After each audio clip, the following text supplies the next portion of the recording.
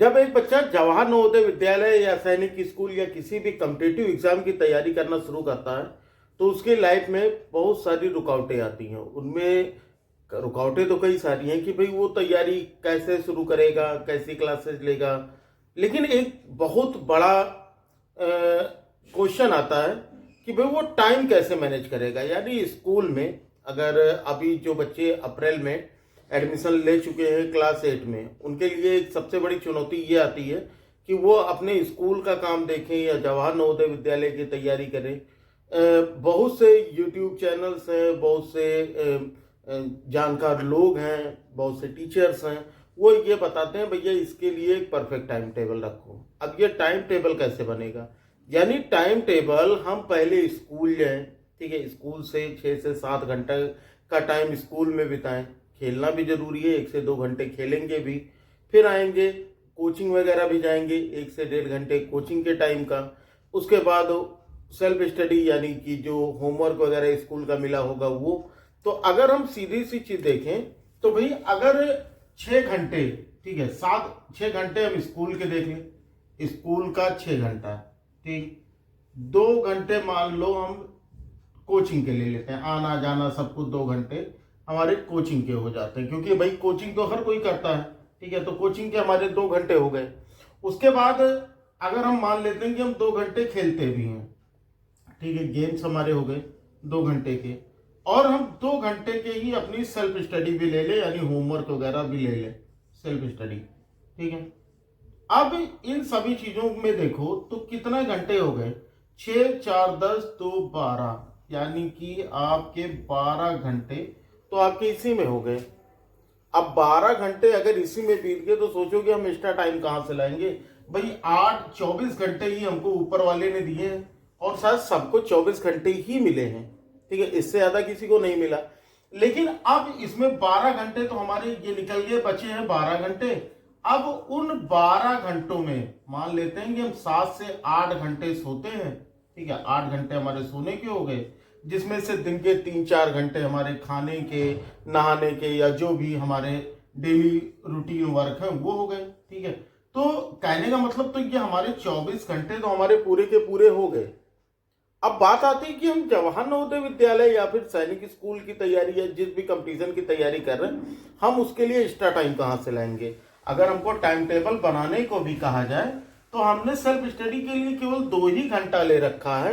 तो भाई इन 2 घंटे में हम कैसे इसमें नवोदय की भी तैयारी करेंगे और साथ ही अपने तैयारी करेंगे हम अपने कंपटीशन की, यानी जवाहर नवोदय विद्यालय की। तो वीडियो पूरी देखिएगा, बहुत ही इंटरेस्टिंग वीडियो है, आपकी काफी सारी प्रॉब्लम्स सॉल्व हो जाएंगी।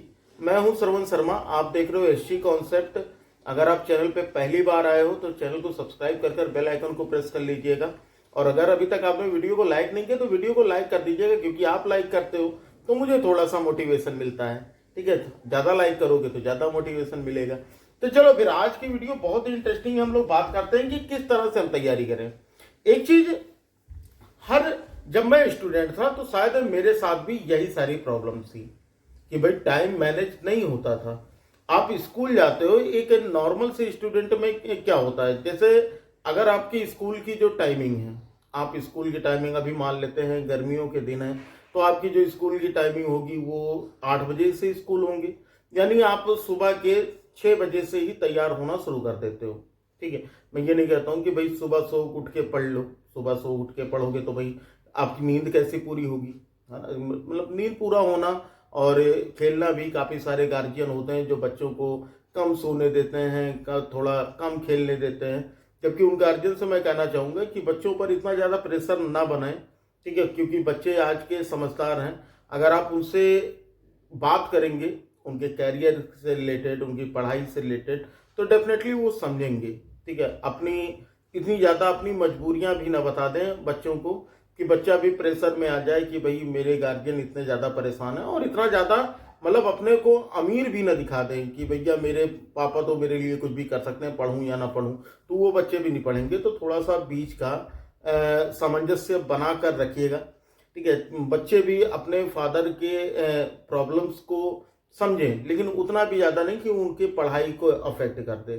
खैर, अब हम बात करते हैं कि कैसे हम तैयारी करेंगे। जैसे आपके स्कूल में जो भी आपका कंपटीशन एग्जाम होता है, यानी कम्पिटिटिव एग्जाम होता है, चाहे वो नवोदय हो, सैनिक स्कूल हो, या फिर कोई भी स्कॉलरशिप एग्जाम हो, सबसे अच्छी चीज ये होती है ना उस कंपटीशन की कि आप जो भी आपके एग्जाम में आएगा वो पूरा का पूरा आपके क्लास 8 के सिलेबस का होगा। यानी क्लास 8 मतलब जो आप क्लास 8 में जो भी आपकी स्कूल की बुक चल रही है, मैथ्स, साइंस, इंग्लिश, ठीक है, हिंदी, या आपके नवोदय के हो गए। बाकी जब आप थोड़ा और किसी कंपटीशन में जाओगे तो उसमें एक और सब्जेक्ट बढ़ जाता है आपका एसएसटी, ठीक है। चीजें अगर आप बुक से अपनी पढ़ते हो, यानी जो आपकी स्कूल बुक है, डेफिनेटली आपका कोई भी कंपटीशन क्वालिफाई करवा देगा। एक चीज जानते हो, कुछ बच्चों को पता भी होगा, कुछ को नहीं भी पता होगा। जब हम सिविल एग्जाम की तैयारी करना शुरू करते हैं, आईएएस पीसीएस की जब हम तैयारी शुरू करते हैं, तो हमको सजेस्ट किया जाता है सबसे पहले आप एनसीईआरटी बुक्स पढ़ डालो, यानी क्लास 6 to 12 की। सोचो, जब हम इतने बड़े एग्जाम की तैयारी करना शुरू कर रहे हैं, तब हमको तैयारी करने के लिए बताया जा रहा है कि आप तैयारी शुरू करो किसकी, आईएएस पीसीएस की तैयारी के लिए आप एनसीईआरटी बुक पढ़ो। एनसीईआरटी बुक कौन सी है? जो आप बुक पढ़ रहे हो, जो आप अपनी क्लास में पढ़ रहे हो, वही एनसीईआरटी है। अब सोचो, जब आप एक बार आप सिविल एग्जाम की तैयारी के लिए जाओगे, आपको फिर से सजेस्ट किया जाएगा कि भैया आप 6 to 12 की जितनी भी एनसीईआरटी बुक्स है उनको पढ़ डालो। तो आपको क्या लगता है कि जवाहर नवोदय विद्यालय, सैनिक स्कूल, या कोई भी कॉम्पिटिटिव एग्जाम हो, वो आपके एनसीईआरटी बुक से नहीं निकल पाएगी? कुछ बच्चों के दिमाग में ये बात रहती है, सर मेरे स्कूल में एनसीईआरटी बुक नहीं चलती है। आपकी जो भी बुक चल रही है, अगर आपकी क्लास में वो बुक चल रही है तो वो एनसीईआरटी ही है, ठीक है। तो उसमें ज़्यादा परेशान होने की जरूरत नहीं कि आपको नई बुक्स लेनी पड़ेंगी, जो भी आपकी बुक्स लेनी है। अब हम बात करते हैं कि कैसे हम उनको पढ़ेंगे, कैसे हम अपने जवाहर नवोदय विद्यालय की तैयारी करेंगे। देखो, थोड़ा सा जब एग्जाम नजदीक आता है, जैसे आपका मान लेते हैं कि फरवरी में आपका एग्जाम होगा, तो थोड़ा सा जनवरी से हमको थोड़े और एक्स्ट्रा पढ़ाई में थोड़ा एक्स्ट्रा टाइम देना पड़ता है। लेकिन अभी दिसंबर तक आप पढ़ाई कैसे करोगे? आपके लिए पढ़ाई करने का सबसे अच्छा तरीका क्या हो सकता है कि आपके जवाहर नवोदय विद्यालय की भी तैयारी हो जाए। जब भी टाइम टेबल बनाइए, टाइम टेबल आप बनाते हो, जैसे आपने टाइम टेबल रखा कि भाई मैं मंडे ट्यूसडे मैथ पढ़ूंगा, ठीक है, मैथ पढ़ूंगा, या आपके अगर दो दो सब्जेक्ट के लेकर चलते हो, 1 घंटे मैथ, 1 घंटे इंग्लिश। फिर आप अगले दिन का टाइम टेबल रखते हो कि अगले दिन मैं 1 घंटे एसएसटी पढ़ूंगा, 1 घंटे हिंदी पढ़ूंगा। अगले दिन का टाइम टेबल लेके चलते हो कि 1 घंटे साइंस पढ़ूंगा, 1 घंटे जो भी सब्जेक्ट आपके पास हो, कंप्यूटर वगैरह जो भी, आप ऐसे करके पढ़ते हो, ठीक है। आप 3-4 दिन का टाइम बना लेते हो। टाइम टेबल अगर आप मैनेज कर पा रहे हो तो अच्छा है, लेकिन ज्यादातर जानते हो इस तरह के टाइम टेबल में प्रॉब्लम क्या आती है कि अगर आपने मंडे को मैथ्स रखा है, तो आपके टाइम टेबल के अकॉर्डिंग अब मैथ जो होगी वो आएगी आपके 4-5 दिन के बाद दोबारा। तो सोचिए, अगर बीच में जो पढ़ाई होती है ना, ये कंसिस्टेंसी मांगती है। यानी अगर आप इसमें कंसिस्टेंट रहोगे, रेगुलर रहोगे, तो ही वो चीजें आपके दिमाग में ज्यादा दिन तक टिक पाएंगी। मतलब ये मेरा पर्सनल एक्सपीरियंस है। जैसे एक टाइपिंग, कुछ बच्चों को कंप्यूटर टाइपिंग भी आती होगी। अगर हम टाइपिंग रेगुलर करते रहे तो हमारी स्पीड बहुत अच्छी होती है। लेकिन आप 1 हफ्ते 10 दिन के लिए अगर छोड़ दो तो आप देखोगे कि आपकी टाइपिंग जो है वो पहले से काफी ज्यादा स्लो हो गई है। तो सेम समझो, पढ़ाई वही चीज है। अगर बीच में इसको गैप मिल गया ना, तो जो चीजें हमारे अच्छे से पकड़ में आई थी वो चीजें छूटने लगेंगी, और हमको ऐसा कुछ टाइम टेबल सेट करना है कि वो चीजें हमारी छूटने ना पाए। अब सोचोगे सर कैसे मैनेज होगा, ठीक है। आपके स्कूल में डेली आपके मैथ्स पढ़ाई जाती है ना, बहुत ध्यान से सुनिएगा। डेली आपको मैथ्स पढ़ाई जाती है, डेली आपको साइंस पढ़ाई जाती है, डेली आपको इंग्लिश पढ़ाई जाती है, और डेली आपको हिंदी पढ़ाई जाती है। काफी सारे स्कूल्स में ग्रामर नहीं आता, जबकि कॉम्पिटिटिव एग्जाम्स में ग्रामर पोर्शन ज्यादा है। अगर आप तैयारी कर रहे हो, अगर आपके पास एक्स्ट्रा टाइम है, जो यूट्यूब चैनल्स चलते हैं, काफ़ी सारे लोग रेगुलर क्लासेज ले रहे हैं, आप उनकी क्लासेज ले सकते हो। अगर आपके पास एक्स्ट्रा टाइम है, अगर आपके पास स्कूल का ज़्यादा वर्क वगैरह, इन 2 घंटे का जो मैंने सेल्फ स्टडी में लगाया है, अगर स्कूल में आपको इतना टाइम नहीं लगता है यानी आपको होमवर्क करने में, तो आप उन टाइम में अपने लिए नवोदय की क्लासेस या जिस भी कम्पिटिटिव एग्जाम की तैयारी कर रहे हो उसकी क्लासेस ले सकते हो। लेकिन एक परफेक्ट तरीका जान लो कि जब भी टाइम टेबल जानते हो कैसे बनता है, टाइम टेबल रोज का बनाओ। यानी हमेशा, जैसे आज हम मान लेते हैं कि आज हम ट्यूसडे है, मान लेते हैं आप ये वीडियो कभी भी देख रहे हो सकता है आज ट्यूसडे को ही देख रहे हो सकता है आप वेडनेसडे देख रहे हो या जो भी दिन आप देख रहे हो। हम केवल एक एग्जांपल की बात कर रहे हैं कि आज मान लेते हैं कि ट्यूसडे है, तो आज शाम को हम ये डिसाइड करेंगे कि हमारा कल का टारगेट क्या होगा। जैसे आपके स्कूल में मैथ्स जो है फर्स्ट चैप्टर एटलीस्ट कंप्लीट हो चुका होगा, ठीक है, मैथ्स के फर्स्ट चैप्टर कंप्लीट हो गए होंगे। अब करना क्या है आपको करना यह है कि आप कल का टारगेट रखो। जैसे मैं कल का टारगेट रखता हूं कि थर्सडे मैं एक कॉपी लूंगा और उसमें डेट डालूंगा कि मैंने अगले दिन का टारगेट क्या रखा है और वो टास्क मैं कंप्लीट कर पाया हूं या नहीं। अब जैसे आप कुछ भी बनाते हो, आप अपनी कॉपी में हमेशा एक काम करना कि वो पतली सी जो कॉपी होगी या जिस भी कॉपी में आप पढ़ रहे हो तो उसके आगे के 1-2 पन्ने छोड़ देना और वहां पर आपको लिखना है डेट और उसके बाद आपको यहां पर लिखना है कि आपका टॉपिक क्या होगा, यानी कौन सा टॉपिक आपको कवर करना है और यहां पर लिखना है टास्क। ठीक, ये 3 कॉलम आपको बनाने हैं। जैसे अगर हम मान लेते हैं कि आज है 30 तारीख, ठीक, 30/4/2024 मान लेते हैं, चलो आज 30 तारीख है और मैंने ये टारगेट किया कि आज मुझे मैथ्स का रेशनल नंबर, सबसे पहला चैप्टर नंबर सिस्टम, किसी में रेशनल नंबर, ठीक है। अगर मैं ये कहूं कि मेरा रेशनल नंबर का एक टॉपिक क्लियर करना है। कौन सा टॉपिक क्लियर करना है? कोई भी एक टॉपिक, मान लेते हैं डिविजिबिलिटी रूल, ठीक है, डिविजिबिलिटी विभाज्यता नियम, डिविजिबिलिटी रूल। मुझे केवल, मैं बहुत ज्यादा नहीं, हल्के फुल्के ही टास्क क्रिएट करता हूं, यानी आपको बहुत ज्यादा आपको समझने की जरूरत नहीं कि पूरा का पूरा चैप्टर आपको कंप्लीट करना है, ठीक है। तो मैं ये कहता हूं कि अगर मान लेते हैं कि डिविजिबिलिटी रूल, अब मुझे डिविजिबिलिटी रूल अब करना क्या है कि इस टास्क को मुझे कंप्लीट करना, यानी इन 2 घंटे में जो आपका ये सेल्फ स्टडी वाला मामला था, इसमें से आधे घंटे 45 मिनट का ही टॉपिक है। यानी आपको पहले डिविजिबिलिटी रूल पहले तो समझना है उनको अच्छे से। अगर आपको अच्छे से समझ में आता है तो आप सीधे क्वेश्चन पर आप जा सकते हो। अगर नहीं आता है तो आपको सबसे पहले उनको बेसिक कॉन्सेप्ट को पढ़ना है, बेसिक कॉन्सेप्ट के बारे में समझना है। आप चाहो तो किसी अपने ऑफलाइन टीचर की हेल्प ले सकते हो, किसी फ्रेंड की हेल्प ले सकते हो। अगर आपके गार्जियन एलिजिबल हैं, उन्होंने पढ़े लिखे हैं, सक्षम हैं, बता सकते हैं, तो अपने गार्जियन की हेल्प ले सकते हो, या फिर यूट्यूब तो आपके पास सही है भाई, सब कुछ आपको प्रोवाइड कर सकता है, ठीक है। तो आप डिविजिबिलिटी रूल के बारे में, उसके बाद इसके नोट्स प्रॉपरली क्रिएट करो। यानी नोट्स अगर आपके पास होंगे ना, तो आप जब नोट्स आप दोबारा से देखोगे ना, तो वो चीजें बहुत तेजी से रिकॉल होती हैं, यानी बहुत तेजी से ये याद आता है कि अच्छा ये चीजें मैंने पढ़ रखी हैं। जैसे अगर आप कितने भी आपने पढ़ाई कर रखी हो और आपके सामने कुछ भी ना हो, जैसे इस समय मेरे सामने कुछ भी नहीं है, तो मुझे भी नहीं पता कि मुझे क्या क्या चीजें आती हैं। लेकिन अगर आपके सामने एक क्वेश्चन आ जाता है तो आपको ये पता लग जाता है कि यार इस तरह का क्वेश्चन मैंने पढ़ा है और इस क्वेश्चन को मैं इजीली सॉल्व कर सकता हूं। तो काफी यहां पर, जैसे आपने rational number divisibility rule select किया, अब अगर आपका ये 30 मिनट 45 मिनट ये टॉपिक कंप्लीट हो जाता है, तो यानी आपका 30 तारीख का टास्क यहां पर लिख दीजिएगा कंप्लीटेड। क्या होगा? Task completed. अगर नहीं कंप्लीट होता है तो हम अगले दिन को, इस टास्क को अगले दिन पर लेकर जाएंगे, मान लेते हैं 1 मई 2024 को, और फिर से इसी टास्क को हम रिज्यूम करते हैं। यहां पर हम लिख देंगे रिज्यूम, यानी इसका मतलब ये हो जाएगा कि इस टास्क को मैंने 1 तारीख को भी पढ़ा।